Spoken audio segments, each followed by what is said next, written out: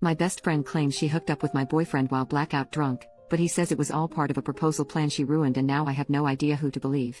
I've been best friends with Becca since 2010, we were college roommates and then after we graduated we still lived together up until I moved in with my boyfriend Nate in 2019.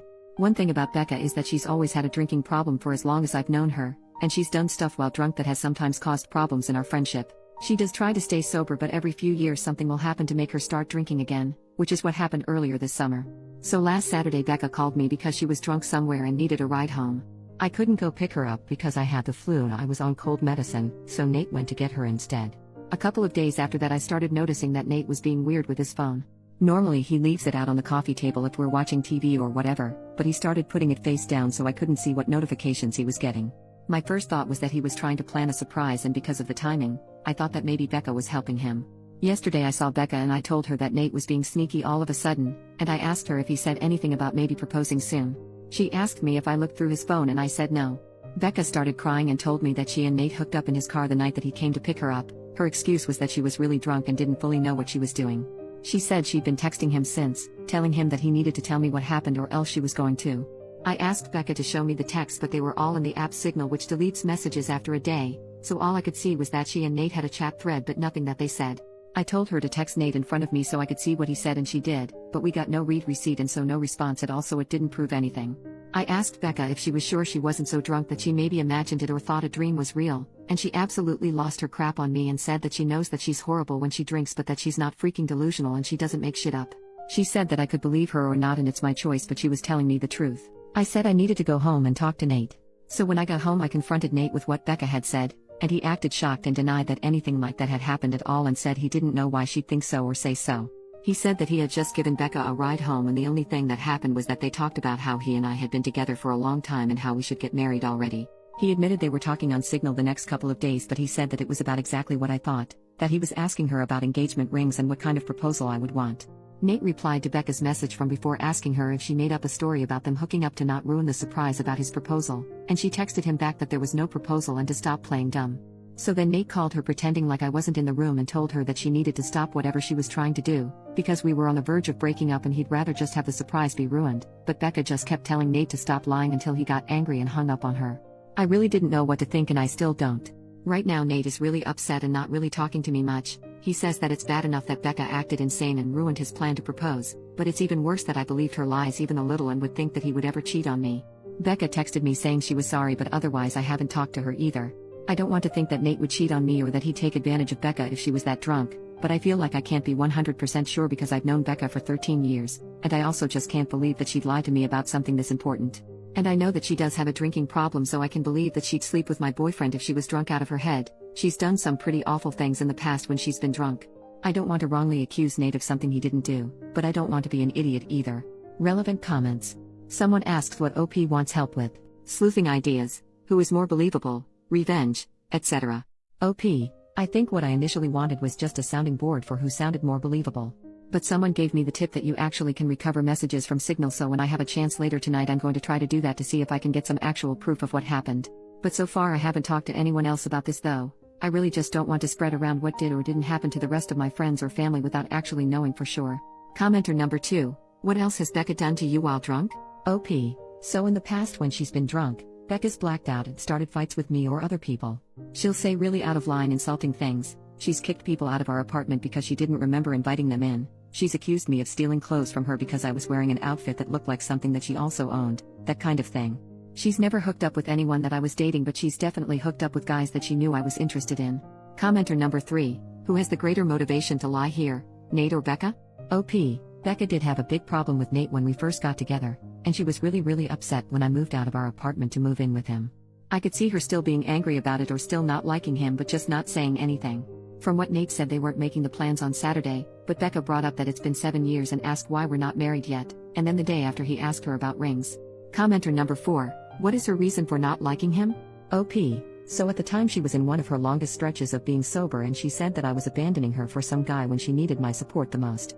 And then when I moved out, she tried to make it out like she wouldn't be able to stay sober without me living with her, and Nate basically had to step in and point out that she couldn't stay sober anyway so to stop guilting me. Commenter then said, it's possible she blames you for her current drinking and Nate saying he wants to propose triggered her anger for some reason. OP. Everything you say here makes sense to me. Becca has said stuff like this in the past, not specifically about Nate, but sometimes when she starts drinking again she acts like it's unfair that I'm not getting dragged down with her or doing more to help her, and I think on some level she might still think it's his fault that I moved out and don't keep as close an eye on her as I did back when we lived together. I don't know if she'd really go as far as to lie about something like this just for that reason. I really hope she wouldn't, but I could completely believe that she feels like this. Update 2 days later. So on Thursday night, after I got everyone's advice, I told Nate that I had found out a way to recover deleted messages from Signal. He immediately took out his phone and opened the app and asked me to show him how to do it, so I already thought that must mean he was telling me the truth because he didn't panic or hesitate at all, right? Which was good because when I tried to download Signal on my old phone it turned out that it's too old to support the current version of the app, so it wouldn't work. Nate then asked me if we were going to have to go out and buy a new phone for me to believe that he was telling me the truth, and he said that he was willing to do it if that's what it would take. I told Nate it wasn't that I didn't believe him, I just wanted to have some proof because I just couldn't understand why Becca would lie about it. Nate said that she would lie about it because she's a crazy drunk bitch and there's literally no way for a non-crazy person to understand why she would do anything, and once the messages proved that he didn't ever want me talking to her again. Then he said to get up because if we were going to go to the Verizon store we had to get there before it closed. By then I completely believed Nate anyway, so I told him we didn't have to go anywhere or get a new phone and that I believed him and I knew he didn't cheat on me and that he would never do that. Nate said that he would hope I know that and that he didn't understand why I didn't take his word for it in the first place. I started trying to explain why I didn't want to just immediately dismiss what Becca had said happened, but Nate said that he really couldn't listen to that right now. I said that was fair and agreed that I would cut Becca off, but that first I wanted to try to get her to admit that nothing happened. Nate said fine, but to call her with my phone on speaker because he thought he also deserved to hear her admit that she was lying. So I called Becca and I said the same thing to her that I said to Nate, that I figured out how to recover deleted messages on Signal. She asked me why I would need to do that, so that was when I knew for sure that she was definitely making it up and not just confused somehow. I said it was because I wanted to have proof of what she and Nate talked about. Becca asked me if I saw their messages, so I lied and said yes. After that Becca just went silent until finally I asked her if she was going to say anything. Then she asked me if that meant that we were engaged now. So then I really just lost it on her and screamed at her asking her if she was freaking serious and what the heck was wrong with her and how could that possibly be all that she had to say. Becca started screaming back telling me to freaking calm down and about how obviously I never believed her anyway because it's not like we broke up over it. I was crying by that point and because of that I couldn't really say anything else, so then Nate told Becca to go screw herself and to never ever contact either one of us ever again and hung up on her. A minute later Becca sent me a completely unhinged text that I'm quoting here verbatim, apart from changed names. Courtney. You are supposed to be my friend for life. You are supposed to be there for me. You are supposed to be my person. But then you meet Nate and now you only care about Nate. Everything is about Nate. Tell me why Nate comes to pick me up when I call you? I called you not your precious freaking Nate. I only want you to see how screwed up this is, but do you? No. Of course you don't. Of course you choose Nate over me like you always do and like you always will. You pretend to care about me but I can see you don't care. It is pathetic, Courtney. You are a pathetic woman who would choose a man over a friend. But since you can't say it yourself I will. Since you have to have your sweet perfect little baby Nate do it for you I will. Goodbye, Courtney. Is that what you want? Goodbye forever. I hope you freaking got what you freaking want. There were the 3 dots after that showing she was still typing more, but I blocked her before she sent it. I don't care about anything else that she has to say. I'm sure it's all just going to be more bullcrap about why this is my fault or justifications about why what she did wasn't that bad and I should forgive her. I know Nate is probably right and there's no non-crazy logic behind why Becca would stoop to doing something like this, but obviously I've still been thinking about it and my best guess is that whoever said that Becca still blames me and Nate, apparently mostly Nate, for her being a drunk mess who can't get her life together is right. It seems like she somehow thought that if she said she hooked up with Nate, I'd break up with him but still want to be friends with her and then everything would magically be fixed. As far as stuff with Nate, I asked him if he thought he could ever forgive me for doubting him and he said that since I came to my senses and I cut Becca off he guesses we can try to put it behind us. I don't think he's still going to propose anytime soon. After this I probably wouldn't if I was him. And from what Nate said he didn't actually do any planning yet other than asking Becca about rings and if I'd think a public proposal was tacky or not. All he was doing so far was trying to get ideas without me knowing he was talking to her about it. So just based on that I think probably it's not going to happen for a while if it still does at all. Also thanks to everyone for the advice and support. I know I didn't respond to many comments but I really did appreciate everyone who cared enough to want to help. Relevant comments. Commenter number 1. I'm curious if Becca ever said anything to you when she hooked up with guys you liked?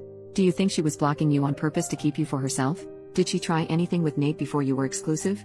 Or was she just drunk and looking for hookups? OP. I don't think she ever put enough thought into those hookups to be malicious like that. She was just inconsiderate and would go after whoever.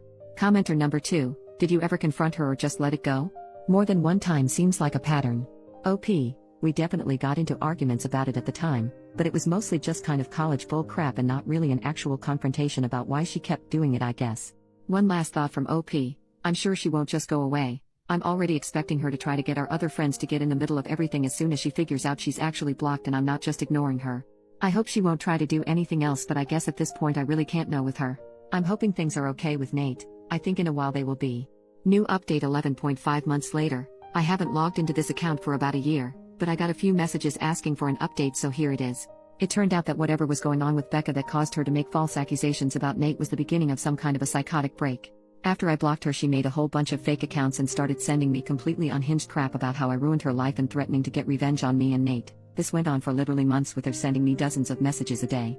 I found out from other friends that she was making multiple posts on Facebook every day that were semi-coherent rants about how much she hated me and how I was evil and ruined her life intentionally. I tried to talk to the police 2 different times to get a restraining order because I was afraid that Becca was going to show up at our apartment and attack me or Nate. I literally even got a front door camera because I was so scared that she was going to hurt us. The police said that because Becca wasn't threatening actual violence, she was just a nuisance and they couldn't do anything. They acted like I was an idiot because it isn't illegal to talk crap on Facebook, and they basically told me to just keep blocking her whenever she made a new account and eventually she'd get bored and move on. Then finally there was an incident where someone broke the windshield of Nate's car while he was parked at his work. I guess it could have just been a random act of vandalism because his wasn't the only car that got windows broken, but at the time I was 100% sure it was Becca, so I went to the police again. Eventually an officer went to talk to Becca, and she said she didn't touch Nate's car, and again I have no proof that she did. But after the police talked to her, Becca got put into a psych ward for a week because apparently her apartment was filthy and she was drunk out of her mind 24/7 and a danger to herself. I have not heard anything from Becca after she left the psych ward. I don't know if she was diagnosed with something or if she's medicated now or what. I found out that she moved in with her dad, who thank God lives in a different state. I look at her social media every so often to make sure she's not posting about me again and that she's nowhere around me. I haven't mentioned Nate much in this update, and that's because we're no longer together. He broke up with me after the windshield incident because he couldn't handle being constantly harassed by Becca, and to be honest I don't think he ever forgave me for not taking his side immediately when everything started. It really hurt, but I can't blame him. I tried to talk to him about fixing things between us after Becca was gone, but he just wasn't interested. So that's that. Life goes on, I guess.